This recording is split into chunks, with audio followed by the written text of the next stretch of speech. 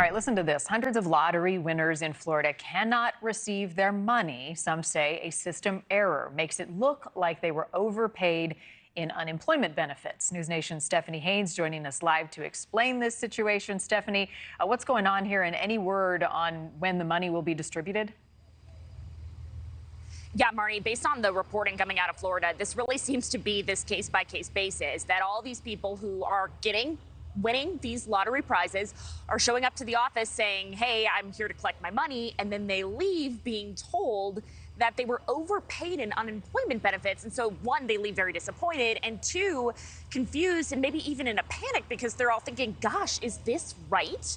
Because many of the people applied for pandemic relief, unemployment benefits, during the height of COVID, and they are saying that they never got any notice from the state that they have been overpaid. They think that this has all been worked out, and everybody is keeping track of their unemployment folder and their unemployment records. So you can imagine how frustrating that is, especially when you're spending hours on the phone or in contact with the state just trying to get answers. This one story comes from our NewsNation station in Tampa. They interviewed a gentleman who won $1,000 from the lottery in March. He went to the lottery office, and instead of leaving with a check, he left with this letter that says he owes $3,000 because he's been overpaid in unemployment benefits.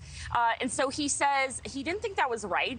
He eventually, after some consumer advocacy and kind of digging around and fighting for it, the state eventually sent him a check with that full $1,000, thank goodness, and told him he doesn't owe anything, that this was, as you said, a computer-generated error, allegedly, that the office uses to help fight fraud in these situations, that's apparently malfunctioning and just, alerting that, hey, that this person was overpaid, even though that might not be the case. So we reached out to the Florida Department of Commerce for an update on this and for a statement. We're still waiting to hear from them. They said that they would look into this for us. But listen, if you do owe the state any money, states can allow their agencies to collect that from your lottery winnings. And that would be things like debts, child support, or certain taxes. And then that's really up to the states to decide what they can do. That's according to a spokesperson with the Multi-State Lottery Association.